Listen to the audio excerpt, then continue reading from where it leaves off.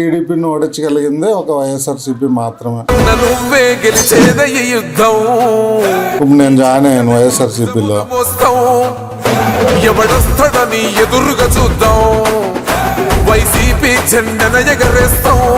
రాజశేఖర రెడ్డి గారి road show అప్పుడు కళ్యాణ్ గారిని మేము అంతా సాఫ్ట్ గా చూస్తున్నాము, కానీ బిహైండ్ అంతా టీడీపీ కోసం వచ్చేస్తున్నాడు ఆయన. మీకు ఎవరు పని చేస్తారో తెలియదు నియోజకవర్గాల్లో, మీకు ఎలాంటి డేటా లేదు. ఇన్ఛార్జీలు వేయరండి, కాన్స్టిట్యున్సీ ఇన్ఛార్జీలు. ఎంకరేజ్మెంట్ ఉండదు. అధికార పార్టీలో ఉన్నా మనం ఒక ప్రతిపక్ష పార్టీ టైప్లోనే ఉన్నాము. మహిళా అధ్యక్షురాలు ఉన్నారు ఆ పార్టీకి. మా జీవితంలో టీడీపీ పోటీ లేదు. సో ఇంకా ఈయన 15 సంవత్సరాలు ట్రావెల్ చేయాలంటున్నారు. సో ఈ 15 సంవత్సరాలు మేము ట్రావెల్ చేయలేము ఇంకా టీడీపీ వాళ్ళతో కూటమిగా కలిసి. సో టీడీపీని ఓడించాలి మా ధ్యేయం. కూటమిలోనే ఉన్నప్పుడు ఇది నచ్చలేదు. బీజేపీ వైపు వెళ్ళొచ్చు, టీడీపీ వైపు వెళ్ళొచ్చు, ఎందుకంటే అటువైపు కాలు కదలలేదు. కూటమిలో 3 పార్టీలు ఉన్నాయి కదండి. ఏమన్నా ఒక 2-3 పోస్టులు ఇమ్మని మనతో కలిసి తిరిగిన కుర్రోళ్ళకి ఇస్తే, ఎవరో డబ్బులు ఇస్తే వాళ్ళకి ఆ పోస్టులు ఇస్తే మాకు అదే బాధ. ఇంకా కాన్స్టిట్యున్సీలో నీకోసం గొడవలు దించుకున్న వాళ్ళు ఎవరు లేరా? జనసేన పార్టీ ఆఫీస్కి వెళ్ళి నాదెళ్ల మనోహర్ గారిని కలిసాను. సార్ ఇది ఇలాగా మనకి ఛానల్ అండి స్టార్ట్ చేసాం ఇదని చెప్పాను. మొత్తం చెప్పినాక సో ఆయన కొంచెం మాట్లాడిన విధానం అది మనకంత నచ్చలేదు. ఎలా అంటే నువ్వు డెవలప్ అవుతావు ఛానల్ ద్వారా, ఈ ఛానల్ వ్యూస్ నీకు వస్తాయి, సో జనసేన వాళ్ళే చూస్తారు, ఈ టైప్ మాట్లాడారు. నమస్తే తెలుగు రాజ్యం ప్రేక్షకులకు ఇవాల్టి పాడ్కాస్ట్ ద్వారా ఒక జన సైనికుడిని పరిచయం చేయాలి అనుకున్న ప్రజెంట్ జన సైనికుడిగా ఆయన కొనసాగించలేకపోతున్నారు. కరుడుగట్టిన పవన్ కళ్యాణ్ అభిమానిగా జనసేన పార్టీలో 2014 నుంచి చురుగ్గా పాల్గొని తనకంటూ ఒక ప్రత్యేక అభిమానాన్ని సొంతం చేసుకొని ఆ తర్వాత పార్టీ కోసము అహర్నిశలు పనిచేసి జనసేనలో ఒక మంచి అభిమానాన్ని ఆయన సొంతం చేసుకున్నారు. అలాంటి వ్యక్తి కొన్ని రోజుల క్రితం వైసీపీలో జాయిన్ అయ్యారు. మరి జనసేనను వీడి వైసీపీలో ఆయన జాయిన్ అవ్వడానికి ప్రధాన కారణం ఏంటి? 12 సంవత్సరాల సుదీర్ఘ ప్రయాణాన్ని కాదనుకొని జనసేనలో అత్యంత దూరం పెట్టేవాళ్ళు ప్రతి నిమిషం విమర్శించే జగన్ని నమ్మడం వెనుక ప్రధాన కారణం ఏంటి? మరి అటువైపు నుంచి వస్తున్న విమర్శలు, అలాగే ఆయనకు వస్తున్న మెచ్చుకోలు. అంటే మామూలుగా ఒక పార్టీని వీడి ఇంకో పార్టీలోకి వెళ్తున్నాము అని అంటే నెగిటివ్ అనేది కామన్గా ట్రెండ్ అవుతూ ఉంటుంది. బట్ ఈయన విషయంలో ఆ నెగిటివిటీ అయితే ఎక్కువగా స్ప్రెడ్ అవ్వట్లేదు. మరి ఏం మ్యాజిక్ చేశారు ఆయన మాటలో తెలుసుకుందాం. ఆయనే గంగా సురేష్ బండారు. మరి జనసేనను వీడి వైసీపీ పయనము ఎందుకు జరిగింది, రాబోయే రోజుల్లో ఏం చేయబోతున్నారు, ప్రస్తుత పరిణామాలకు సంబంధించి ఆయన మాటలోనే మరిన్ని వివరాలు తెలుసుకుందాం. సురేష్ గారు నమస్తే అండి. నమస్తే మేడం.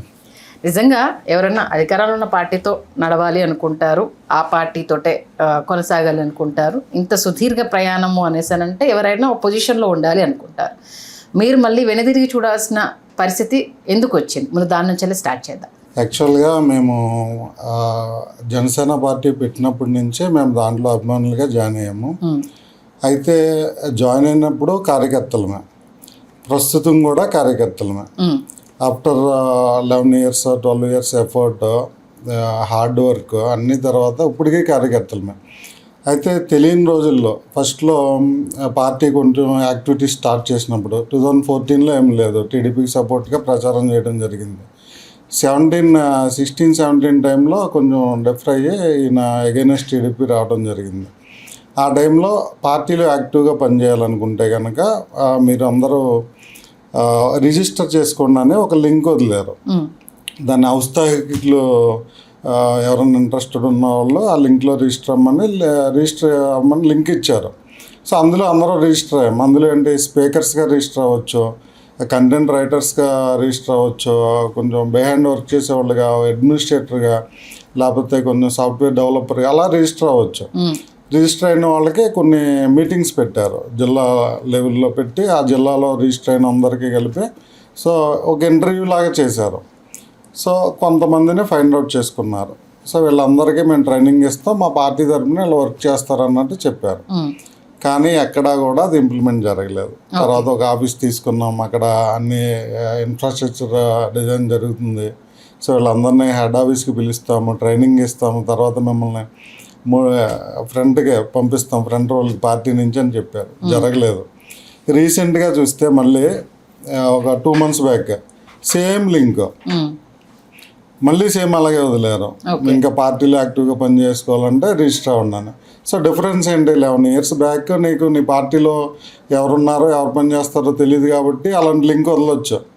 కానీ ఇప్పుడు కూడా ఆ లింక్ వదిలేరంటే మీకు ఎలాంటి డేటా లేదు, మీకు ఎవరు పని చేస్తారో తెలియదు నియోజకవర్గాల్లో. సో ఇలా చాలా ఇన్సెంటివ్గా అనిపించింది నాకైతే కనుక ఇన్ని సంవత్సరాలకి మళ్ళీ. సో ఇలాంటివన్నీ కొన్ని తర్వాత మా లోకల్గా టీడీపీ పార్టీకి సపోర్ట్ చేయమని కలిసి వెళ్ళారు కదా ఎలక్షన్, సపోర్ట్ చేసాము. సపోర్ట్ చేసినాక కళ్యాణ్ గారు ఏం చెప్పారు, మీకు 21 seats మనం తీసుకున్నాము, కానీ ఇది ఒకటే అయిపోదు ఎలక్షన్ అంటే, గెలిపించుకున్నామంటే కనుక అధికారంలోకి వస్తే మనం ఒక 30% వరకు మనం డిమాండ్ చేయొచ్చు నామినేటెడ్ పోస్టులు అన్నారు. సో నా వరకు నేను ఎంతో మా లెవెల్లో ఖర్చు పెట్టి సపోర్ట్ చేసాం టీడీపీ క్యాండిడేట్. మా జీవితంలో టీడీపీకి ఓటేయలేదు, అయినా సరే మేమందరం మొబిలైజ్ అయ్యి ఆ పార్టీకి అండవా కప్పుకుని ఆ పార్టీకి జై కొట్టి సపోర్ట్ చేసి గెలిపించుకున్నాం. ఈరోజు నామినేటెడ్ పోస్టుల్లో ఏమన్నా ఒక 2-3 పోస్టులు ఇమ్మని మనతో కలిసి తిరిగిన కుర్రోళ్ళకి ఇస్తే ఇమ్మని అడిగితే ఇవ్వట్లేదు. వాళ్ళని కొంచెం అవమానపరిచే విధంగా, సో ఎవరో డబ్బులు ఇస్తే వాళ్ళకి ఆ పోస్టులు ఇస్తూ, పైకేమో మీ ఇన్ఛార్జ్ నుంచి రావాలంటారు ఎమ్మెల్యే. ఇన్ఛార్జ్ దగ్గరికి వెళ్తేనేమో నాకు ఎలా వస్తున్నాయో పేర్లు నాకు తెలియదు అంటారు. ఇది ఒక గేమ్ లాగా, ఒక అండర్స్టాండింగ్ లాగా. పనిచేసిన వాడికి పోస్ట్ ఇస్తే కనుక వాడు ఏం పెట్టుకోడు, ఆల్రెడీ వర్క్ చేసి ఉన్నాడు కాబట్టి. కొత్త వాడిని ఎంకరేజ్ చేయడం, వాడి దగ్గర కొంచెం మనీ తీసుకోవడం, పోస్టులు ఇవ్వడం, ఇవన్నీ జరుగుతున్నాయి అండి. సో ఇవన్నీ చూసి, సో అధికార పార్టీలో ఉన్నా మనం ఒక ప్రతిపక్ష పార్టీ టైప్లోనే ఉన్నాము. మనం ఎప్పుడు సపోర్ట్ చేయని పార్టీకి సపోర్ట్ చేసి కూడా ఇలాగే ఉన్నాము. సో ఇంకా ఈయన 15 సంవత్సరాలు ట్రావెల్ చేయాలంటున్నారు. సో ఈ 15 సంవత్సరాలు మేము ట్రావెల్ చేయలేము ఇంకా టీడీపీ వాళ్ళతో కూటమిగా కలిసి. సో టీడీపీని ఓడించాలి మా ధ్యేయం. సో టీడీపీని ఓడించగలిగిందే ఒక వైఎస్ఆర్సీపీ మాత్రమే ప్రజెంట్. సో అందుకనే మేము వైఎస్ఆర్సీపీకి రావడం జరిగింది.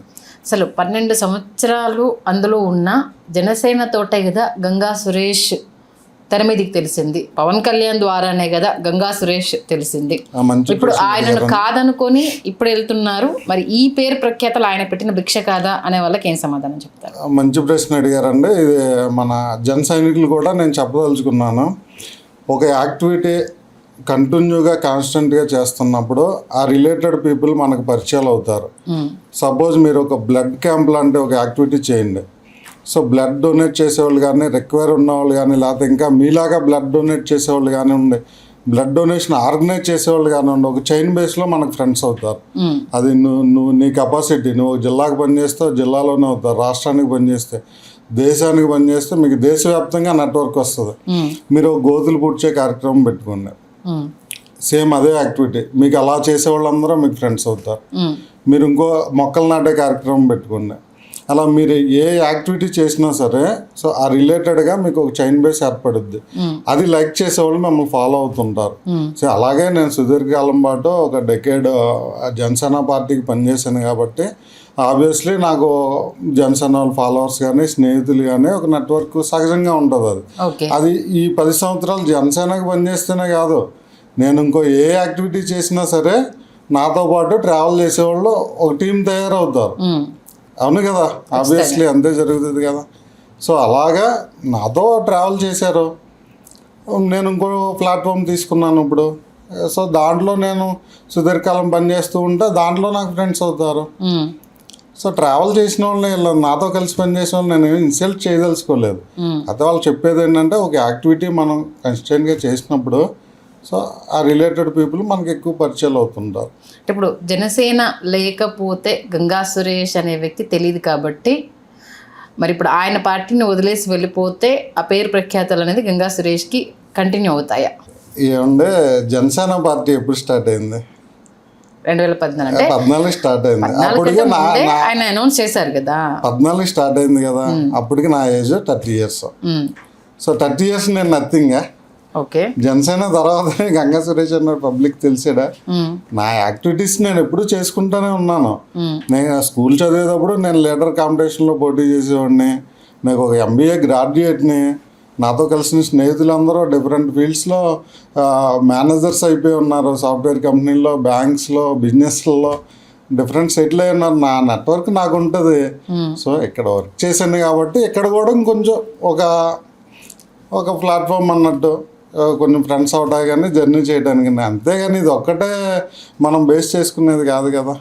అంటే మీరు సక్సెస్ఫుల్ కాక, మీరు దాన్ని కరెక్ట్గా ప్రణాళిక చేసుకోక జనసేన పార్టీ మీద నిందలు వేస్తున్నారు. దానికి ఒక రిలేటెడ్ క్వశ్చన్ ఏంటంటే KNTV అని స్థాపించారు. అవును. జనసేన గొంతుగా నిలబడుతుంది, ఖచ్చితంగా ఇది చాలా సక్సెస్ అవుతుంది. ఆ టైంలోనే తెర మీద తీసుకురావడము, దాన్ని ఛానల్ని ఖచ్చితంగా జనసేన ఆదరిస్తే ఓ స్థాయిలో వెళ్ళిపోతుంది అనే సిచ్యువేషన్లో స్టార్ట్ అయ్యి తర్వాత క్లోజ్ అయిపోయింది. క్లోజ్ అవ్వలేదు, అంటే ఉంది. ఆ రేంజ్లో మళ్ళీ వాయిస్ చేయలేదు. స్టార్ట్ అయినప్పుడున్న వాయిస్ తర్వాత కాలక్రమేణా అది తగ్గిపోవడము, యాక్టివిటీ అనేది క్లోజ్ అవ్వడం మనం చూసాం. ఈయన సక్సెస్ఫుల్ కాదు కాబట్టి ఎదగలేకపోయాడు. దానికి ఎగ్జాంపుల్ KNTV అంటూ ఆపాదించే వాళ్ళకి ఏం చెప్తారు? KNTV అనేది క్లోజ్ కాలేదండి, స్టిల్ రన్నింగ్లో ఉంది. అవి షార్ట్ న్యూస్ యాప్స్ లాగా ప్రజెంట్ తీసుకొచ్చాం. ఆ వెబ్సైట్ ఎప్పుడు రన్నింగ్లో ఉంది. ఆ పేపర్ అనేది ఎప్పుడు రన్నింగ్లో ఉంది. దాన్ని ఎస్టాబ్లిష్ చేస్తూనే మేము వచ్చాము. కేవలం వీడియోస్ ఆపేసానండి నేను, యూట్యూబ్ వీడియోస్. కానీ అంతకుముందు సిటీ కేబుల్గా కొంచెం 2 నెట్వర్క్స్లో ప్లే అయ్యేది. NST నెట్వర్క్ను ప్రకాశం జిల్లా ఆర్టెల్ నెట్వర్క్. సో ఈ వీడియోలు ఆపేయడం వల్ల ఆ నెట్వర్క్లో ఛానల్ టెలికాస్ట్ కూడా ఆపేసాము. సో దీన్ని స్టార్ట్ చేయడానికి ప్రధాన ఉద్దేశము, మేము మా ఫ్రెండ్స్ టీం ఉన్నారండి. సో సురేష్ అనే అతను కొంచెం మంచి పొజిషన్కి వెళ్ళాలి, టీం వర్క్ చేయాలి, దీనికి బ్యాక్ ఎండ్ వర్క్ చేయాలన్నట్టు టీం ఉన్నాం. సో మా టీం ఎలా వర్క్ చేసేవాళ్ళం అంటే SFA అని ఒక ఆర్గనైజేషన్ పెట్టాం, సర్ ఫుడ్ ఫర్ ఆల్ అని. హైదరాబాద్లో 300 మెంబర్స్ టీం అయ్యాం. టీం అయిన తర్వాత ఎక్సెస్ ఫుడ్, ఏదన్నా ఫంక్షన్స్లో మిగిలిపోయిన ఫుడ్ కలెక్ట్ చేసుకుని కొంచెం రిక్వైర్డ్ ఉన్న పీపుల్కి హాస్పిటల్స్కి వెళ్ళి కొంచెం అలాంటి ప్లేస్లో డిస్ట్రిబ్యూట్ చేసేవాళ్ళం. ఈ కార్యక్రమం చేసేవాళ్ళం. తర్వాత నేను చదువుకునే రోజుల్లో ఒక ఆయన కాంగ్రెస్ పార్టీలో యాక్టివ్గా వర్క్ చేసేవాడు. సో రాజశేఖర రెడ్డి గారి రోడ్ షో అప్పుడు తన వాటర్ ప్యాకెట్లు డిస్ట్రిబ్యూట్ చేసేవాడు ఇది కార్యకర్తలందరికీ. సో అలా కంటిన్యూగా యాక్టివిటీ చేశాడు. ఆ యాక్టివిటీ చేయటం వల్ల తనకి రికగ్నైజేషన్ వచ్చింది. రికగ్నైజేషన్ పార్టీ గుర్తింపు ఇచ్చి తనకు ఒక పోస్ట్ ఇవన్నీ ఇచ్చారు. సో అలాగే ఒక యాక్టివిటీని కంటిన్యూగా చేస్తే పార్టీ రికగ్నైజ్ చేస్తానే నా మనసులో పడింది.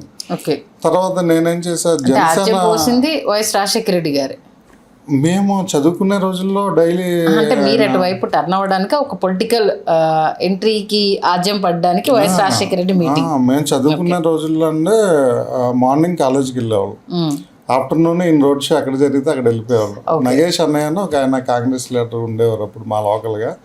సో ఆయన కోఆర్డినేట్ చేసేవారు టీంని. సో ఎక్కడ ఉంటే అక్కడికి వెళ్ళిపోయేవాళ్ళం.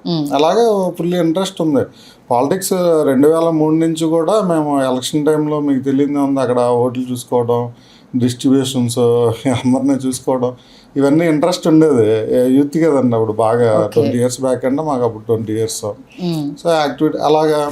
సో ఒక యాక్టివిటీని కంటిన్యూగా చేస్తే రికగ్నైజ్ చేస్తారని ఒకరోజు భీమవరం మీటింగ్కి వెళ్ళామండి, జనసేన మీటింగ్కి. పిల్లలు జెండాలతో ఆడుకుంటున్నారు, జనసేన జెండాలతో. ఒక పెద్ద ఆయన వచ్చి పాపం ఇన్నోవా కార్లో దిగి జెండా అడుగుతున్నాడు వాళ్ళే ఇవ్వనన్నారు. ఆయన ఫీల్ అయ్యి వెళ్ళిపోయాడు.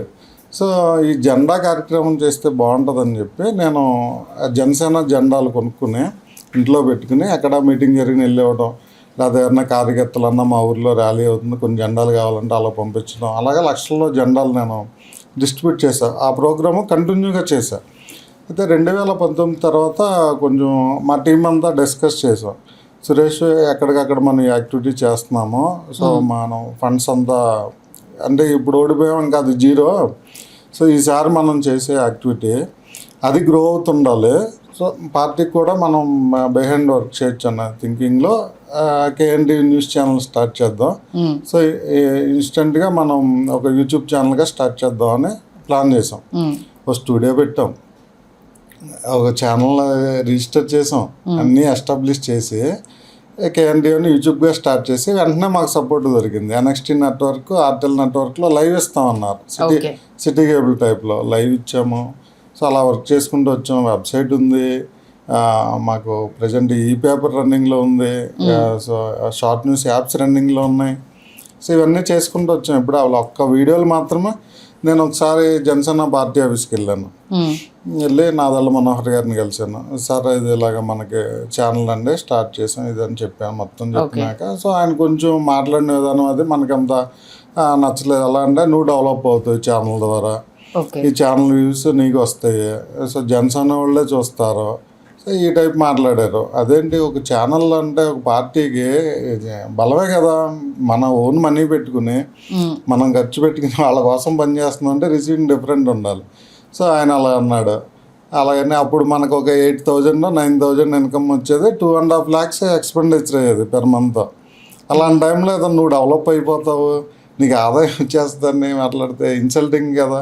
సో ఎత్నండి ఇలా అన్నాడని సరే అని ఇక మనం అప్పటి నుంచి తను కలవడం అంత ప్రిఫరెన్స్ లేదు, సో ఎక్కువ కలవలేదు. సో ఇలా మేము కొన్ని యాక్టివిటీస్ చేసుకుంటూ వచ్చాము. ఓకే, అంటే గుర్తించారని అనుకోవాలా, నువ్వే డెవలప్ అవుతావు అనేది, లేకపోతే ఓరవలేక అన్నారనుకోవాలా నాదెండ్ల మనోహర్ ఆ మాట? అది ఎందుకన్నారో అని తెలియదండి. తర్వాత నేను కొంతమంది స్నేహితులు నాలాగే పెట్టి పార్టీ కోసం వాళ్ళ జాబ్లు వదిలేసుకుని ఇలాగే పనిచేస్తున్న వాళ్ళు కమ్యూనికేట్ చేశాను. వాళ్ళ అదే బాధ, అసలు పట్టించుకోలేదన్నా, అసలు వెళ్తాము ఏదో ఫోటో దిగుతాం వస్తాం తప్పితే కనీసం ఇచ్చారన్న. ఒకరోజు ఇలాగే నాగబాబు గారి దగ్గర ఎక్స్ప్రెస్ చేసాం మాదంతా. సరే ఇలా ఎంతమంది ఛానల్స్ పెట్టారు, మన పార్టీకి సపోర్ట్ చేయండి, మనమేమో మీడియా లేదనుకుంటాము, ఇంట్రెస్ట్ ఉండి వచ్చేవాళ్ళు మనం సపోర్ట్ చేయాలి కదంటే కొంచెం లిస్ట్ చేయండి అన్నారు. అన్ని ఛానల్స్ మనకి ఏవైతే ఫేవర్గా ఉన్నాయో లిస్ట్ చేయండి, తెలిసిపోతారు కదా ఇప్పుడు ఏ ఛానల్ ఎవరికి వర్క్ చేస్తారో. సో అలా కొన్ని లిస్ట్ చేసాం. లిస్ట్ చేసినాక నాగబాబు గారి దృష్టికి పెడితే ఒక రోజు మీటింగ్ అరేంజ్ చేశారు. సో ఆ రోజు మేము చెప్పింది ఏంటంటే ఆయనకి సజెషను, సో కొంచెం ఐడియా ఉంది మాకు మీడియా ఎలా వర్క్ చేస్తాయి అన్నది. సో జనరల్గా ఏంటంటే పొలిటికల్ పార్టీల్లో స్క్రీన్ ఉంటుంది, అన్ని ఛానల్స్ చూస్తుంటారు, చూసి అక్కడ అధికార ప్రతినిధులు లేకపోతే వాళ్ళ పార్టీ ఇన్ఛార్జీలు కొంతమంది ఎవ్రీడే రొటేషన్ బేస్లో ఉంటారు. సో వాళ్ళు ఇన్స్టెంట్గా ఒక రూమ్లోకి వెళ్ళి కౌంటర్లు ఇస్తుంటారు, ఎక్కడన్నా ఏదన్నా జరిగిన ఇన్సిడెంట్ మీద మాట్లాడటం, సో కౌంటర్లు ఇస్తుంటారు. సో ఇలా మనం వర్క్ చేయొచ్చండి. సో మన అధికార ప్రతినిధులు ఉన్నారు కదా, మాకు ఎక్కడెక్కడ మన పార్టీని బ్యాట్ చేస్తున్నారో తెలుస్తుంది, ఆ కంటెంట్ అంతా మేము ఇస్తాము. సో ఇచ్చిన తర్వాత మన అధికార ప్రతినిధులు ఒక సెల్ఫ్ వీడియో ఎక్కడున్నా సరే వాళ్ళు ఇచ్చేస్తే ఈ ఛానల్స్లో ప్రమోట్ చేస్తారు పార్టీని. ఓకే, వేరే పార్టీలు డిపెండ్ చేసుకుంటారు. ఇలా చెప్పాము, ఓకే ఎక్సలెంట్ ప్రోగ్రాము, మనం వర్క్ చేసేద్దాం, ఫాలోఅప్ చేద్దాం అన్నారు. సో అంతే లాస్ట్ మీటింగ్. ఫాలోఅప్ ఉండదండి, అంటే ఎక్సలెంట్గా మొదలు పెడతారు ప్రతిదీ, దాని ఫాలోఅప్ ఉండదు. మాకు అదే బాధ. పార్టీలో ఏంటంటే ఇంప్లిమెంటేషన్ ఉండదు. మరి ఏ ఉద్దేశంతో వాళ్ళు ఉంటారో అర్థం కాదు. అసలు ఒక్క ఇంప్లిమెంటేషన్ ఉండదు ఏది కూడా. భగత్ సింగ్ విద్యార్థి విభాగం అని పెట్టారు. అసలు భగత్ సింగ్ గారు పేరు పెట్టినందుకు అసలు ఎంత యాక్టివ్గా వచ్చి ఎంత ఎనర్జీ అసలు ఆ పేరులో. దానికి ఒక ప్రెసిడెంట్ వేశారు సందీప్ పంచకర్లా అని, ఒక టైం ఫ్రేమ్తో ఇస్తారు, అది కింద లెటర్ మీద 1 year 2 years పెట్టి అది అయిపోతుంది. అయిపోయినాక మనం ఇంకా అతనే అనుకుంటాం ప్రజలందరం, కానీ అతను ఉండడు. కనీసం రొటేషన్ బేస్లో కూడా ఇంకొకరిని అక్కడికి క్లోజ్ అవుతుంది. దాన్ని అసలు తీసుకొచ్చిన ఉద్దేశం కానీ అది అమలు అవుతుందా లేదా అన్నది క్రాస్ చెక్ అనేది ఉండదు. అసలు ఒక వ్యక్తి నా విద్యార్థి విభాగం అంటే ఎంతమంది యూత్, అసలు జనసేన పార్టీ అంటేనే యూత్, ఎంతమంది యువతని ఎంకరేజ్ చేయొచ్చు ఈ పొలిటికల్ జర్నీకి. సో అలాంటి ఎంకరేజ్మెంట్ ఉండదు. మళ్ళీ వీర మహిళ అని పెట్టారు. వీర మహిళ అంటే అసలు ఎంత గ్రేట్ వర్డ్ అది. అసలు వీర మహిళలను వాళ్ళని మహిళా అధ్యక్షురాలు ఉన్నారా పార్టీకి, వీర మహిళ అని పెట్టేస్తే అయిపోయిందా? అది ఫాలో కావాలి కదా. అన్నగారు వీర మహిళగానే కదా వాయిస్ వినిపిస్తుంది. అలా కొంతమంది ఉన్నారు, అధికార ప్రతినిధిగా వాళ్ళని ఇచ్చారు, కానీ అసలు దాన్ని మహిళా విభాగం అనేది ఫార్మేషన్ లేదు కదా. అసలు ఇలాంటి ఇబ్బందులన్నీ దీంట్లో ఉన్నాయండి అసలు చాలా. ఇంటర్వ్యూ స్టార్టింగ్లో ఒక మాట అన్నారు, జనసేనలో స్టార్ట్ అయిన కార్యకర్త ఇంకా కార్యకర్తగానే కొనసాగుతున్నాడు కాబట్టి చాలామంది అసంతృప్తితో ఉన్నారు అనేసి అన్నారు. అదొక మీ యొక్క ఉద్దేశమైనా అందరి ఉద్దేశమా? అది జనరల్గా అండి ఈ పొలిటికల్ జర్నీ అనేది ఒక పార్టీ స్థాపించినప్పుడు ఒక వ్యక్తితో అవదండి. వాళ్ళకి ఏ స్థాయికి ఎంపీ క్యాండిడేట్ కావాలి, ఎమ్మెల్యే క్యాండిడేట్ కావాలి, విలేజ్ ప్రెసిడెంట్లు కావాలి, ఎంపీటీసీలు ఇలాగా ఎంతోమంది కంటెస్ట్ చేయాలి. సో ఆ కంటెస్ట్ చేయడానికి ఉద్దేశం ఉన్నవాళ్ళు యాక్టివ్ అవుతారు ఆ పార్టీల్లో. ఆ కంటెస్ట్ చేసే ఉద్దేశం లేని వాళ్ళు జాబులు చేసుకుంటూ ఓన్లీ ఓటేస్తారు, లేకపోతే ఆన్లైన్లో డిపెండ్ చేస్తుంటారు పార్టీని.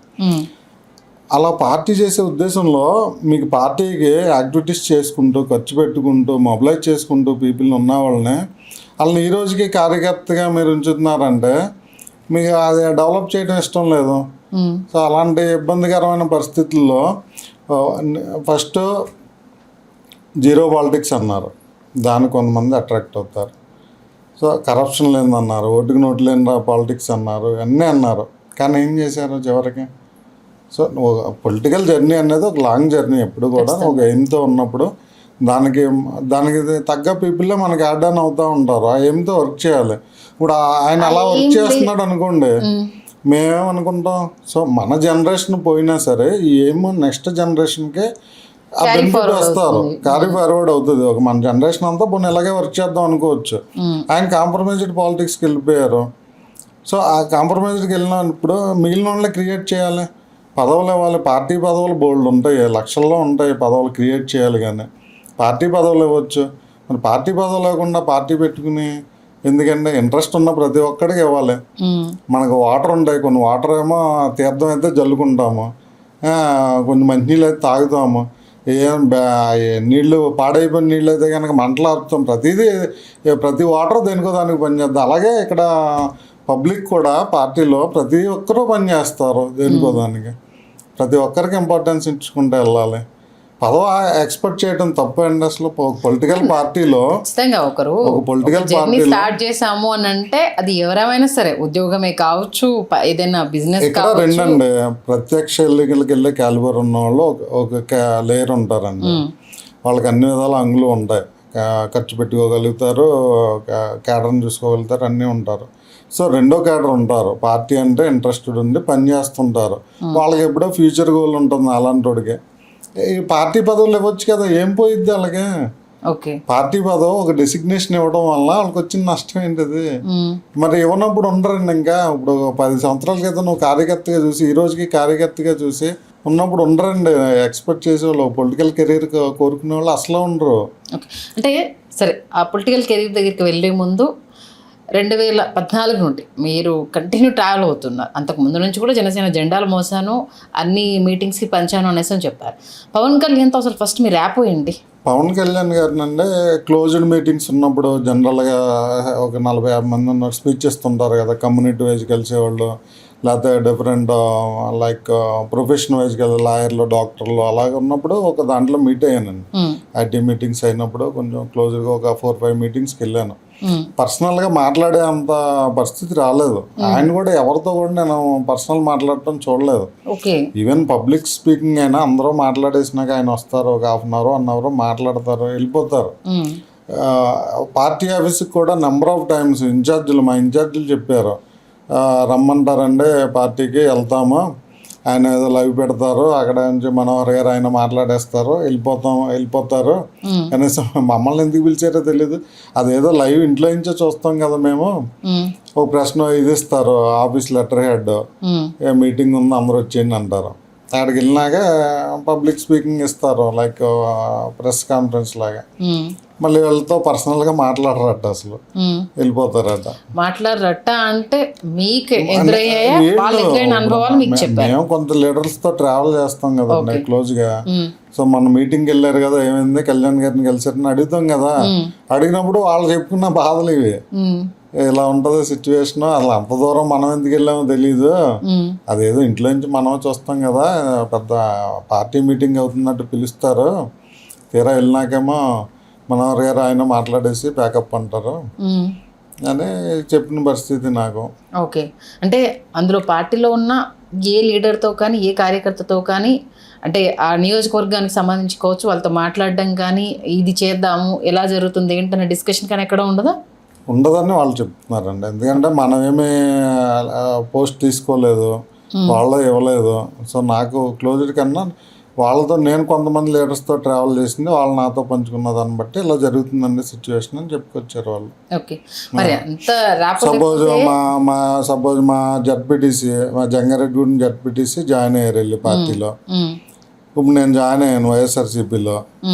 జాయిన్ అయితే ఏమైంది, వాళ్ళ కోఆర్డినేషను విలేజ్ ప్రెసిడెంట్ కాడి నుంచి పార్టీ ప్రెసిడెంట్, కాన్స్టిట్యున్సీ ఇన్ఛార్జు, మళ్ళీ జిల్లా ప్రెసిడెంట్, ఇలాగ ఫాలోఅప్లో వాళ్ళ దగ్గరికి నేమ్ వెళ్ళాలి. మనకు పార్టీ ఆఫీస్లో ఎవరు తెలిసినా సరే. అలాగా ఇక్కడ జాయినింగ్ అంటే మా ఇన్ఛార్జికి ఫోన్ చేసి వెంటనే, ఏంటి బాబు మన జడ్పీటీసీ జాయిన్ అయ్యారు, నువ్వు లేవేంటి ఫోటోల్లో అన్న. నేను ఫోటోలో లేకపోవడం సంగతి పక్క నుంచి అసలు నాకు ఇన్ఫర్మేషన్ లేదు జాయిన్ అవుతున్నట్టు అన్నారు. ఒక జడ్పీటీసీ కాన్స్టిట్యున్సీ నుంచి వస్తుంది, కనీసం ఆ ఇన్ఛార్జికి చెప్పారు కదా అని పార్టీ ఇది ఉండాలి కదా, ఫాలోఅప్ ప్రోటోకాల్ ఉండాలి కదా ఏ పార్టీ అయినా. మీరు ప్రోటోకాల్ ఉండాలి కానీ మీరు అంటున్నారు 2024లో స్ట్రైక్ రేట్ 100% జనసేనకు ఉంది కదా, మరి దీని గురించి ఏమంటారు? ఇది అండి ఇక అన్నీ కలిసి వచ్చినాయండి.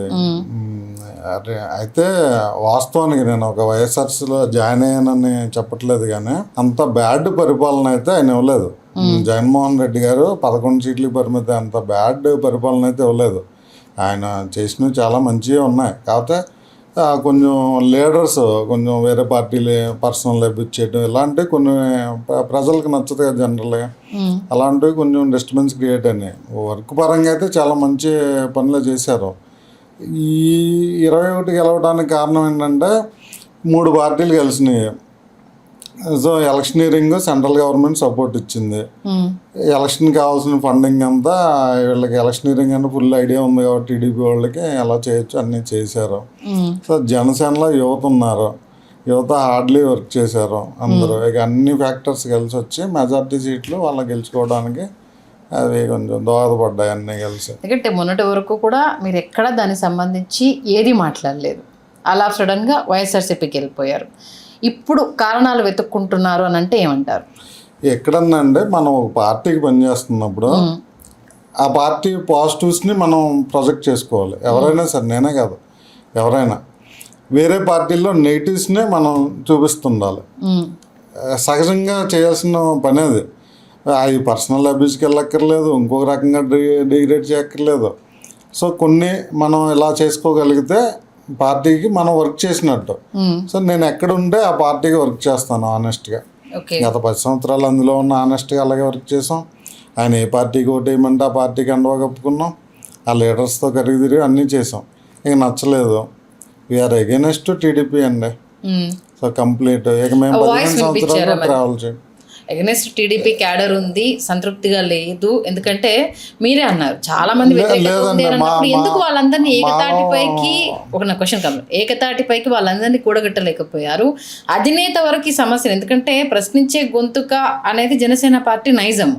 మరి మీ గొంతులు అక్కడ వినిపించలేనప్పుడు మీరందరూ ఎందుకు ఏకతాటిపైకి అప్పుడే రాలేకపోయారు? అసలు పార్టీలు అండి వాళ్ళ ఎలక్షన్ విధానంలో వాళ్ళ అవసరాలను బట్టి కొన్ని డెసిషన్లు తీసుకుంటాయి.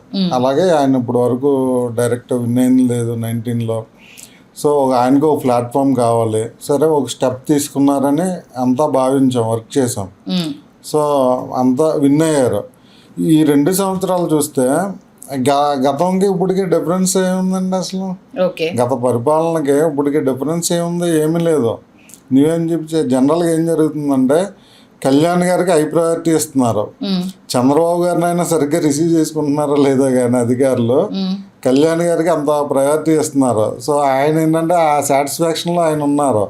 కింద క్యాడర్ని మాత్రం బీభత్సంగా ఇబ్బంది పెట్టడం, అసలు టీడీపీ పార్టీ వాళ్ళు పట్టించుకోకపోవడం, ఏదన్నా ఒక పోస్ట్ ఇవ్వమంటే ఇవ్వకపోవడం, అసలు ఎవరన్నా ఇతను ఎలక్షన్కి పనిచేస్తున్నాడంటే కనుక అతన్ని ఏదో రకంగా ఇబ్బంది పెడుతున్నారు, కేసులు పెట్టడం, లేకపోతే ఆర్థికంగా ఇబ్బంది పెట్టడం, ఇవన్నీ చేసి ఈ ఇబ్బందులు కింద లెవెల్లో జరుగుతున్నాయండి. కళ్యాణ్ గారికేమో హై ప్రయారిటీ ఇస్తున్నారు. సో అది కింద క్యాడర్ మాత్రం చాలా డిసప్పాయింట్గా ఉంటున్నారు. సో ఇలాగే ఉంటే కనుక నాలాగానే నెంబర్ ఆఫ్ జన సైనిక్స్ పార్టీ మారటానికి ఎలాంటి ఆలోచన ఉండదు. కంపల్సరీ పార్టీ మారిపోతారు ఎలక్షన్ బిఫోర్. ఏ శక్తులు పనిచేస్తున్నాయి? ఎందుకంటే బయటకు వచ్చేసారు కాబట్టి ఖచ్చితంగా ఇప్పుడన్నా మీరు గొంతు విప్పాల్సిన అవసరం ఉంది. ఎందుకంటే మీలాగా కష్టపడ్డ వాళ్ళు పదవి అనుభవించాల్సిన పరిస్థితి నుంచి బయటకు వస్తున్నారు కాబట్టి ఎవరు అడ్డుపడుతున్నారు? ఎందుకంటే ఇప్పుడన్నా మీరు ధైర్యంగా అది చెప్పగలుగుతారా పేర్లు, వీళ్ళు అక్కడ దాకా వెళ్ళనివ్వట్లేదు, ఆయనను అక్కడికే పరిమితం చేస్తున్నారు, కింద మేము చూసుకుంటాము అనేసని మీలాగా ఇబ్బంది పడుతున్న చాలా మంది ఉన్నారు. కాబట్టి చాలా మంది గొంతుగా మీరు నిజాలు బయటపెట్టే అవకాశం ఉందా? యాక్చువల్గా ఇందులో ఎవరో కల్ప్రిట్ కాదండి. ప్లీజ్ నేను అనుకోవడం నేను ఓపెన్ చెప్తున్నా మీకు. వేసుకోకుండా ఇప్పుడు మీరు అన్నారు 12 సంవత్సరాలు పార్టీ లేదు, మీకు ఓపెన్ గా చెప్తున్నాను, నన్ను మాట్లాడలేదు అంతే. నేను జెండా మోసారు, ఆ జెండా మోసిన దగ్గర నుండి ఇప్పటి వరకు ఈ పొజిషన్కి రావడం అంటే మామూలు విషయం కాదు. ఎందుకంటే ఎంతో బాధతో మీరు బయటకు వచ్చారు. కాబట్టి మీలాంటి వాయిస్ అక్కడ వినిపించలేని వాళ్ళది గొంతుగా మీరు అవ్వాలనుకుంటున్నారు. కాబట్టి అదే నేను చెప్తున్నాను. నేను కంప్లీట్ కాకుండానే మీరు మళ్ళీ మాట్లాడారు. అయితే ఇది ఎవరో కల్ప్రిట్ కాదు. కింద నాకున్న డౌట్ డైరెక్ట్ కళ్యాణ్ గారి మీద నాకు డౌట్ ఉంది. ఎందుకంటే కళ్యాణ్ గారే అతను షాడోగా కింద లెవెల్ అందరినీ ఆయనకు అనుకూలంగా పనిచేసే వాళ్ళని పెట్టుకున్నారని నా వ్యక్తిగత అభిప్రాయము. నేను ఈ 10 సంవత్సరాలు చూసిన దాన్ని బట్టి మీ కారణాలు కూడా చెప్తాను. చూడండి, పార్టీ అధికారంలోకి వచ్చింది, ఎమ్మెల్యేలు ఏదో తీసుకున్నారు, అయిపోయింది. నామినేటెడ్ పోస్టులు మనకు 30% వస్తాయని చెప్పి కళ్యాణ్ గారే చెప్పారు. తర్వాత మీ మనసులో ఏదుందో అది నెరవేరుస్తా అని చెప్పారు. మా మనసులో ప్రత్యేకంగా కాపుల మనసులో ఏముందంటే అండి, ఇప్పుడు వరకు ఎవరు మన సీఎం కాలేదు, సో అవ్వాలని ప్రతి ఒక్కళ్ళ మనసులో ఉంది. సో దాన్ని రిప్రజెంట్ చేస్తున్న ఆయన మీ మనసులో ఉంది, నేను నెరవేరుస్తానని చెప్పారు. ఏమనుకుంటాం అందరం? సీఎం ఇతను కూటమికి వెళ్తున్నారంటే సో సమ్ అగ్రిమెంట్ చంద్రబాబుతో ఒక 6 నెలల్లో 1 year 2 years తీసుకున్నారు అనుకుంటాం కదా. ఓకే. సో అక్కడ తీసుకోలేదు. ఇప్పుడు అలాంటి డిస్కషనే ఎక్కడ జరగట్లేదు. First thing. తర్వాత ఈ 30% నామినేటెడ్ పోస్టులు అన్నారు. 30%లో వాళ్ళు 10 to 12% మాత్రమే ఇస్తున్నారు. అది కూడా ఇంతకుముందు డైరెక్టర్లో 12 మంది ఉండేవారు ఒక్కొక్క కార్పొరేషన్, ఇప్పుడు 15 మంది చేశారు. 12 టీడీపీ వాళ్ళే పాతది ఉన్నట్టు, పెంచిన 3 మాత్రం ఒక 2 జనసేన, ఒక బీజేపీ, ఇలాగ డైరెక్టర్లు. కొన్ని కార్పొరేషన్ చైర్మన్లు వచ్చినాయి. చైర్మన్ పదవిలో ఈయనతో కలిసి చాలామంది పనిచేశారు, చాలామంది కంటెస్ట్ చేశారు లాస్ట్ ఎలక్షన్. వాళ్ళెవరికి చైర్మన్ పోస్టులు రాలేదు. ఈయన ఆఫీస్లో ఎవరైతే శాలరీడ్ ఎంప్లాయీస్ ఉన్నారో అలా ఎంప్లాయీస్కి మాత్రమే ఈ చైర్మన్ పోస్టులు కానీ అన్నీ ఇచ్చారు. మీరు చూసుకోండి, 2 ఎమ్మెల్సీలు వచ్చినాయి, ఎవరికి ఇచ్చారు? 3 తిరుపతి డైరెక్టర్లు వచ్చినాయి, తిరుపతి దాంట్లో బోర్డు మెంబర్స్, పేర్లతో సహా అవి ఎవరికి ఇచ్చారు? పార్టీ ఆఫీస్లో వాళ్ళకి ఇచ్చారు, ఆయనతో తిరిగే వాళ్ళకి ఇచ్చారు. చైర్మన్లు వచ్చినాయి, పార్టీ ఆఫీస్లో శాలరీగా ఉండే ప్రతి ఎంప్లాయీనే చైర్మన్ చేశారు. వాస్తవానికి గ్రౌండ్ లెవెల్లో ఎవరైతే క్యాలిబర్ ఉన్న నాయకులు ఉన్నారో, డిఎంఆర్ శేఖర్ గారు ఉన్నారు, పెంటపాటి పుల్లారావు గారు ఉన్నారు, పెంటపాటి ఉన్నారు. ఆయన పెంటపాటే మాకు ఏలూరు ఎంపీకి కంటెస్ట్ చేశారు. సో చాలామంది రిటైర్డ్ ఐఏఎస్లో గతంలో పోటీ చేసిన వాళ్ళు ఉన్నారు. యంగ్ లీడర్స్ ఇప్పుడు సందీప్ పంచగర్లా ఉన్నాడు, ప్రియా సౌజన్య, స్వరూప, పత్తి చంద్రశేఖర్ గారు, ఇంకా చిలక మధుసూదన్ గారు, ఇలా నెంబర్ ఆఫ్ లీడర్స్ ఉన్నారండి. వాళ్ళకి కార్పొరేషన్ చైర్మన్లు ఇవ్వచ్చు, చైర్మన్లు ఇవ్వలేదు. పండిత్ మల్హోత్రా ఉన్నాడు, ఇలా చాలా మంది ఉన్నారు కంటెస్ట్ చేసిన వాళ్ళు. వీళ్ళకి డైరెక్టర్లు ఇచ్చారు. అవి కూడా డైరెక్టర్లే. మీకు చెప్పాను కదా, 12 ఉంటే దాన్ని పెంచి ప్రతి కార్పొరేషన్లో 2 జనసేనకి ఇచ్చారు. దాంట్లో వీళ్ళందరినీ పెట్టారు. దానికన్నా కూడా వీళ్ళకి ఎప్పుడు గౌరవం తెలుసండి, వీళ్ళని ఒక కాన్స్టిట్యున్సీ ఇన్ఛార్జీలుగా ఇచ్చినప్పుడు, వాళ్ళని ఒక లీడర్లుగా నువ్వు ప్రమోట్ చేస్తున్నప్పుడు వాళ్ళకి గౌరవం ఇచ్చినట్టు. ఇప్పుడు ఈ డైరెక్టర్లో చెప్పుకోవడానికి కూడా కొంతమంది ఐటీ ఎంప్లాయీస్ ఉన్నారండి, ఇందులో ఏదో అయిపోతుందని వాళ్ళ కెరీర్ జాబ్లు వదిలేసి జాయిన్ అయ్యారు. అలా 1,00,000 అబౌవ్ శాలరీస్ ఉంటే ఇప్పుడు ఇది 20,000 జీతం అంటే డైరెక్టర్లో. ఖాళీగా తిరిగోడు ఎవడన్నా ఏదన్నా అంటే దాన్ని చేసి చేస్తున్నారు. ఒక లీడర్ డైరెక్టర్గా ఎలా వెళ్తారండి? అలాంటి లీడర్లు అందరినీ ఈయన ఇది పెట్టారు. తర్వాత మళ్ళీ కింద నీటి సంఘాలని, సో సొసైటీ డైరెక్టర్లు అనేవి అరౌండ్ 3,000 పోస్టులు జనసేనకి ఇచ్చారు. దానికి ₹1 కూడా జీతం ఉండదు, జస్ట్ గౌరవప్రదం అంతే. వార్డు మెంబర్ బెస్ట్ ఆ పోస్టుల కన్నా. సో అలాంటి పోస్టులన్నిటిని ఒక పదవి బాధ్యత అని చెప్పి ఒక ప్రోగ్రాం చేశారు పార్టీ ఆఫీస్లో. కళ్యాణ్ గారు అధ్యక్షత తీసుకుని ల్యాండ్ సెటిల్మెంట్లు చేయొద్దు అంటున్నారు వాళ్ళని. వాళ్ళేం వార్డు మెంబర్ వాల్యూ కూడా కాదండి అవి ఆ పోస్టులు. ఓకే. వాళ్ళేం ల్యాండ్ సెటిల్మెంట్లు చేస్తారు. మీరు ఇంకా లాస్ట్ గవర్నమెంట్ అప్పుడు ఈయన 2019 ముందు అన్ని వేల ఎకరాలు అవసరం లేదన్నారు. మలేషియా అన్ని వేల ఎకరాలు ఉంది, సింగపూర్ అన్ని వేల ఎకరాలు ఉందని కళ్యాణ్ గారు చెప్పారు. ఇప్పుడు ఆయన గవర్నమెంట్ పార్ట్ ఆఫ్ గవర్నమెంట్ ఉన్నారు. ఇప్పుడు ఇంకా మళ్ళీ సెకండ్ ల్యాండ్ పూలింగ్ అంటున్నారు, ఇంకొక 20,000 ఎకరాల పైన. సో మళ్ళీ 1750 కోట్లు పెట్టి ఎన్టీఆర్ స్టాచ్యూ పెడతాం అంటున్నారు. సో ఇలాంటి యాక్టివిటీస్ అన్నీ ఆయన కూడా దానికి అగ్రి చెప్పారు. సో అదే తర్వాత ఓకే అయింది, మినిస్టర్లు అందరూ ఓకే చేసినాకే అంటున్నారు. ఇంత వాళ్ళకి సపోర్ట్ చేస్తున్నారు ఇలాంటి కార్యక్రమాలకి. కానీ పార్టీ పదవులు చూసుకోండి ఇలా వెళ్తున్నాయి. అంటే కీ రోల్ పోస్టులు ఏమున్నాయండి వాటిలో, అంత ల్యాండ్ సెటిల్మెంట్ చేసి. సో ఇవన్నీ ఎవరు చేస్తున్నారు? పార్టీ అధ్యక్షుడే చేస్తారు. ఇప్పుడు నేను కంపెనీ ఓనర్నండి, నాకు కింద ఎంప్లాయీస్ నన్ను దాటి ఏం వర్క్ చేస్తారు వాళ్ళు?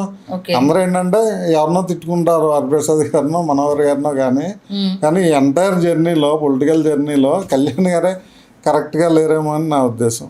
అంటే ఆయన పార్టీని డెవలప్ చేయాలనుకుంటారు కానీ ఆయన కూడదోసుకోవాలని అనుకోరు కదా. మరి కళ్యాణ్ కరెక్ట్ లేరు అనడానికి ఇప్పుడు బయటికి వస్తూ ఇప్పుడు హరిప్రసాద్ గారు కావచ్చు, మనోహర్ గారు కావచ్చు, ఇలా చాలామందికి పదవులు ఇచ్చారు. చూస్తున్నప్పుడు చూసే వాళ్ళకి ఏమంటుంది, ఆయన వింటున్నారు కాబట్టి వాళ్ళందరినీ ఆయన పట్టించుకున్నారన్న కాన్సెప్ట్ ఉంటుంది తప్పితే వీళ్ళు గోడ కడుతున్నారనేది బయట పోర్ట్రేట్ అవుతుంది. మీరేమో అసలు పవన్ కళ్యాణ్ గారే అందరికీ గోడ కడుతున్నారు అనేసి మీరు అంటున్నారు. రెండు స్టేట్మెంట్ చాలా డిఫరెంట్గా ఉన్నాయి. మరి అంటే మీకు కొన్ని ఎగ్జాంపుల్స్ చెప్తాను. 2014లో ఆయన పార్టీ పెట్టారు. అప్పటికి పిఆర్పి మెర్జ్ అయిపోయింది కాంగ్రెస్లో. సో వీళ్ళ వర్గం అంతా అందులో జాయిన్ అయిపోయారు. సో 2014 ఈయన పార్టీ పెట్టేసరికి అందరూ ఏమనుకుంటారు, ఒక డిసప్పాయింట్లో ఉంటారు. వచ్చేలా పార్టీ కలిసిపోయింది, బాధలో ఉంటారు. అందరికీ ఏమనిపిస్తుంది, మళ్ళీ ఎగ్జైట్మెంట్. దెబ్బతిన్నాం కాబట్టి ఇతను కసిగా ఉన్నాడు, చెగువేరా అంటారు, భగత్ సింగ్ అంటారు, ఇవన్నీ చెప్తారు కదా మనకి. సో ఆ భావాలు ఉన్న వాళ్ళందరూ సో మళ్ళీ అందరు జాయిన్ అయ్యారు. యువత జాయిన్ అయ్యారు ఎక్స్క్లూజివ్గా. ఏం చేశారు, అసలు ఎలక్షన్కి వెళ్లకుండా, కొన్ని సీట్లు కూడా తీసుకోకుండా రాష్ట్ర వ్యాప్తంగా కళ్యాణ్ గారికి సపోర్ట్గా కళ్యాణ్ గారు తిరిగారు, చంద్రబాబు గారికి సపోర్ట్ చేస్తూ. తర్వాత మళ్ళీ ముద్రగడ్డ గారి కాపు ఉద్యమం వచ్చింది. అప్పుడు కాపు యువత అంతా అనేక రకాల కేసులు పెట్టించుకుని, చిన్న రోడ్డు బ్లాక్ చేసినా సరే కేసులు పెట్టారు. సో డిఫర్ అయ్యి ఎగైనెస్ట్ టీడీపీ ఉన్నారు. ఆ టైంలో కళ్యాణ్ గారు కూడా మళ్ళీ ఎగైనెస్ట్ టీడీపీ వచ్చారు. వీళ్ళిద్దరూ ఎగైనెస్ట్ అవడమే కాదు, వీళ్ళిద్దరికి ఉన్న కూటమిగా ఉన్న బీజేపీ పార్టీకి కూడా వీళ్ళిద్దరు ఎగైనెస్ట్ వచ్చారు. అటు టీడీపీ డిఫర్ అయింది బీజేపీతో, ఇటు కళ్యాణ్ గారు కూడా పాచిపోయిన లడ్డూలు, ప్రత్యేక హోదా మీద ఉద్యమం చేస్తానని ఈయన మీటింగ్లు పెట్టారు. బీజేపీ పార్టీకి రెండు డిఫర్ అయినాయి. వీళ్ళిద్దరూ కావాలనే డిఫర్ అయ్యారు, దూరం జరిగారు. 2019 ఎలక్షన్కి వెళ్ళారు. 2019లో అనేక మంది చెప్తా ఉన్నారు, మా బీఫామ్లన్నీ మా పార్టీ నుంచి ఇచ్చాము అని చాలామంది లీడర్లు, టీడీపీ లీడర్లు బహిరంగంగా చెప్పడం జరిగింది. వెక్స్ అయిపోయి టీడీపీ మీద వెక్సే, జనసేన మీద వెక్సే చెప్పారు. మా వరకు మాకు ఈ పుల్లారావు గారు అని ఏలూరు ఎంపీ అభ్యర్థిగా పోటీ చేశారు. ఆయన సామాజికవేత్త, వాళ్ళ మిస్సెస్ ఏదో సెంట్రల్ గవర్నమెంట్ సీనియర్ పొజిషను. ఆయనకి ఎంపీ క్యాండిడేట్ ఇచ్చారు ఏలూరుకి. మేము వెళ్ళాం ఆయన కలవటానికి ఇంటికి. వెళ్ళిన తర్వాత, సార్ మీరు పార్టీలో ఎక్కడ యాక్టివ్గా వర్క్ చేసింది లేదు, అయినా గ్రేట్ సార్ మీరు ఎంపీ టికెట్ తెచ్చుకున్నారు అని చెప్పి అప్రిషియేట్ చేసాం. చెప్తే ఆయన నవ్వుతూ, నేను బీఫామ్ తీసుకోవటాకే ఫస్ట్ టైం కళ్యాణ్ కలిశాను, ట్విట్టర్లో ఇన్వైట్ చేశారట ఈయన కళ్యాణ్ గారు. ట్విట్టర్ పోస్ట్, సార్ పుల్లారావు గారు మీలాంటి వాళ్ళు వచ్చి పార్టీలో ఉంటే కంటెస్ట్ చేస్తే బాగుంటుందని. సో ఈయన ట్విట్టర్లోనే ఆయన అభిప్రాయం చెప్పాడట. Okay sir, thank you, will work together అన్నట్టు. ఆయనకి ఎంపీ బీఫామ్ ఇచ్చారు. ఇంకా కాన్స్టిట్యున్సీలో నీకోసం గొడవలు దించుకున్న వాళ్ళు ఎవరు లేరా? సెలక్షన్ అంతా ఈందే అంటారు, కంప్లీట్ సెలక్షన్ అంతా పవన్ కళ్యాణ్ గారు ఆయనదే కదండి. ఈ మధ్యన ఒక అశోక్ అని చెప్పి TV9 యాంకర్ ఎక్స్, ఇప్పుడు అతను ఓన్గా వీడియోలు చేస్తున్నారు. ఆయన ఒక పోస్ట్ పెట్టాడు, నన్ను కళ్యాణ్ గారు ఇలా ఆహ్వానించారు, పిలిచారు, నేను వెళ్ళలేదు తర్వాత అని తన అభిప్రాయం పెట్టాడు. ఇవన్నీ చూస్తే ఏమవుతుందంటే, నువ్వు పార్టీ నీ కోసం పనిచేసిన వాళ్ళని ఎవరో నువ్వు ఎంకరేజ్ చేయలేదు. నువ్వు ఎవరిని పిలిచారు? జనాల్లో ఓట్లు గ్రాప్ చేయగలిగిన వాళ్ళని అప్పుడు పిలిచి అప్పుడు బీఫామ్లు ఇచ్చారు. దానికోసం ఎందుకు ఎగైనెస్ట్ టీడీపీ ఒకటి ఈ వైఎస్ఆర్కి వెళ్ళకుండా చేయడానికి వైఎస్ఆర్ గెలిచింది. సో అయిపోయినాక మళ్ళీ పార్టీని బలపరుచుకోవాలి కదా. ఎప్పుడో మీటింగ్ జరిగింది. ఆ మీటింగ్లో ఏం చెప్పారు ఆయన, ఓటు చేయాలనే ఉన్నాం అంటే ఓపెన్ అయిపోయారు. ఇక మేము కలిసి వెళ్ళబోతున్నాం నెక్స్ట్ ఎలక్షన్ అని చెప్పి ఓపెన్ అయిపోయారు. అందరూ డెఫర్ అయ్యారు, ఇన్ని సీట్లు కావాలన్నారు. సో ఎక్కడికక్కడ ఆయన జనసేన కార్యకర్తలను కొంచెం కన్విన్స్ చేసుకుంటూ వచ్చారు ఆయన పదజాలంతో, మాట విధానంతో. సో ఈ జర్నీలో ఇవన్నీ చూస్తే ఇప్పుడు ఇంకా డిఫర్ అవడానికి లేదు. ఈ రెండు పార్టీలు టీడీపీ కానీ జనసేన కానీ డిఫర్ అవడే సిచ్యువేషన్ లేదు, చెప్పలేరు కూడా. ప్రజలు కూడా కన్విన్స్ కారు. ఇక రెండు కలిసి జర్నీ చేసి మెర్జ్ అయిపోవడం బెటర్ అని నా ఉద్దేశం. ఇప్పుడు సో ఇంకా 15 సంవత్సరాలు కలిసి ట్రావెల్ చేస్తా అంటున్నారు. సో ఈ 15 సంవత్సరాల ట్రావెల్లో ఇక నీకో నాకో ఇలాంటి చిన్న మధ్య తరగతి వాళ్ళకి ఇక అవకాశాలు క్రియేట్ కావు. సో ఇక మన చెప్తున్నారు ఆ విషయాన్ని ప్రేక్షకులు చెప్తున్నాను. సో అవకాశాలు ఉండవు ఇక. సో మనకి ఎగెనెస్ట్ ఇక మనం ఎందుకు చంపుకోవాలంటే ఇప్పుడు వీఆర్ ఎగెనెస్ట్ టీడీపీ, మేము వాళ్ళతో ఎందుకు ట్రావెల్ చేయాలి? ఈయన ఇంకా మా మనసులో ఏదుందో అది చేయలేనప్పుడు అంటే ఎందుకని మీరంతా ఏకతాటి పైకి వచ్చి ఒక మీటింగ్ పెట్టేసి ఆయన దాకా దీన్ని రీచ్ చేయడం కావచ్చు, మేము ఇంత సఫర్ అవుతున్నాము, మీరు ఏం చేస్తున్నారో మీకు అర్థమవుతుందా అనేసి అందులో ఉండి ఎందుకు ప్రశ్నించలేకపోయారు? అందులో ప్రశ్నించి ఏం చేసుకుంటామండి. ఇప్పుడు జగన్ ఏమవుతుంది అంటే ఒక పార్టీ లోపల ఉండి ప్రశ్నించాం అనుకోండి, అది జనాలు తీసుకుంటారు, కానీ పార్టీ దాన్ని యాక్సెప్ట్ చేయదు. పార్టీ యాక్సెప్ట్ చేసే పరిస్థితిలో మీరు మంచి మాట చెప్పారు. జనాలు తీసుకుంటారు అంటే అందులో ఉన్న మీలా కష్టపడ్డే కార్యకర్తకు ఆ ప్రశ్నించే తత్వము ఏం నష్టపోతున్నాడు, దీనికి సంబంధించి నువ్వు పునరాలోచించుకోవాల్సిన అవసరం వచ్చింది. మిగతా కార్యకర్తలందరికీ న్యాయం జరగాలన్నా, కష్టపడ్డవాడు తెర మీదకి రావాలన్నా, మనమంతా ఏకతాటిపైకి రావాలన్న ఒక ఆలోచనతో ప్రేరేపించడం అవుతారు కదా. అది జనం దాకా అయితే మీరే అన్నారు, జనం దాకా రీచ్ అయితే చాలు కదా. అవుతుందండి. పార్టీలో ఉండే 2 రకాలు ఉంటారండి వెక్స్ అయిపోయిన వాళ్ళు. ఇక నేను పోయినా పర్లేదు, నేను నెక్స్ట్ వాడికి న్యాయం జరగాలి, ఇక్కడ ఉన్నాయన్నీ పాయింట్అవుట్ చేయాలని ఒకళ్ళు ఉంటారు, అక్కడే ఉంటారు. కొంతమంది ఉంటారు ఇక ఇప్పుడు వరకు ఉన్నాం, మనకు న్యాయం చేయలేదు, ఇక వద్దు, ఇక మనకి వదిలేసి రామ్ పెట్టేసి బయటికి వెళ్ళిపోదాం, మన పని మనం చేసుకుందాం అనుకునే వాళ్ళు ఉంటారు. నేను రెండో రకం, అక్కడే ఉండి అక్కడే తప్పుల్ని పాయింట్అవుట్ చేసి ఇది అవసరం లేదనుకున్నాను, నేను బయటకు వచ్చేసి నచ్చిన పార్టీలో జాయిన్ అయ్యాను. నేను నాకు నచ్చిన విధంగా నేను వర్క్ చేసుకుంటాను. ఇప్పుడు నన్ను వెంటాడుతున్నారు, ఎందుకు ఎందుకు వెళ్ళిపోయావు, ఇవన్నీ ఎందుకు వెళ్ళిపోయావు ప్రతి ఒక్కరికి నేను ఎక్స్ప్లెయిన్ చేయలేను. అందుకే నా పోస్టుల రూపాయన ఏదో ఒకటి తెలియజేస్తున్నాను, అరే బాబు ఇవన్నీ నాకు ఇబ్బందిగా ఉన్నాయి, అందుకే నేను వెళ్ళిపోయాను. అలా వెళ్ళిపోయినప్పుడు ఒక రకమైన వాదన ఏంటి తెర మీదకి వస్తుందంటే, అసలు ఇతను జనసేన వల్ల తెర మీదకి వచ్చాడు, ఈయన ఏం చేయగలుగుతాడు అనేది అక్కడ జనాలకు కావచ్చు, లేకపోతే టీవీ మాధ్యమాల్లో కావచ్చు, సురేష్ అనే వ్యక్తి ఎవరికి తెలుసు, అందులో ఉండడం వల్ల అక్కడ ఉన్న వాళ్ళకి తెలిసింది. ఇప్పుడు బయటకు వచ్చాడు కాబట్టి తెలుస్తుంది, అంతే తప్పితే ఆయన ఉనికిని ఆయన కాపాడుకోలేకపోతే అది ఆయన తప్పు కదా అంటారు. దీనికి ఏమంటారు? ఏ పార్టీలోనంటే ఒక వ్యక్తి మనం పని చేస్తున్నప్పుడు, హార్డ్ వర్క్ చేస్తున్నప్పుడు పార్టీ డైరెక్ట్ చూసే పరిస్థితి ఉండదు. ఒక మీడియా మాధ్యమం ఉండాలి, ఒక జిల్లా ప్రెసిడెంటో ఇలాగ మన వర్క్ను ప్రొజెక్ట్ చేసేవాళ్ళు ఉండాలి. పైనుంచి మళ్ళీ మనకి ఏదన్నా ఈ వర్క్ చేయమని ఒక వర్క్ ఇచ్చేటట్టు ఉండాలి, ఈ యాక్టివిటీస్ అక్కడ చూసుకో అనేటట్టు. సో ఆ చైన్ బేస్ విధానం ఇక్కడ లేదండి. మీ కొన్ని ఆర్గనైజ్డ్ పార్టీస్ ఉంటాయి, కార్యకర్తలో ఏది పోస్టులు పెట్టాలన్నా ఇది పలానా లీడర్ని డిగ్రేడ్ చేయండి అని ఒక ఇన్ఫర్మేషన్ ఇస్తారు, లేకపోతే పలానా పార్టీని చేయండి అంటారు, లేకపోతే మళ్ళీ ఆగిపోండి ఇది బ్యాడ్ అవుతుందని ఒక ఇన్ఫర్మేషన్ సిస్టమ్ ఉంటుంది పైనుంచి కిందకి. అది ఇందులో లేదు. ఒక పని చేసిన వాడినే పైకి ప్రాజెక్ట్ చేసే విధానం కూడా లేదు.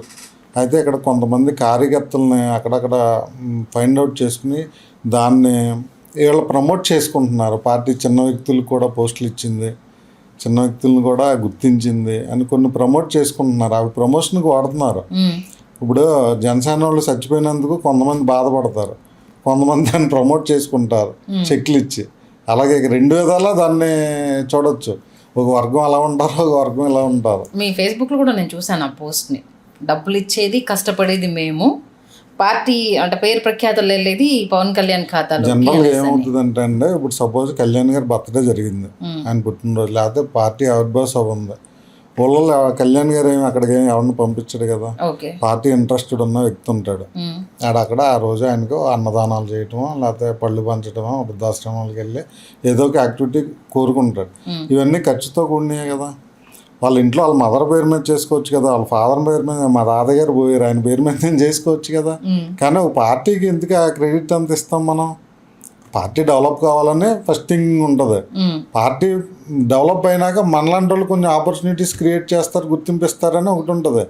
ఈ రెండు విధానాల మీద ఖర్చు పెడతారండి. లేకపోతే ఎవరికి పని అని చెప్పండి. వాళ్ళ ఇంట్లో వాళ్ళ మదర్కో వాళ్ళ భార్యకో ఈ ఖర్చు పెట్టే డబ్బులు ఇస్తే వాళ్ళు ఎలా చూసుకుంటారు ఇంటికి పోతే?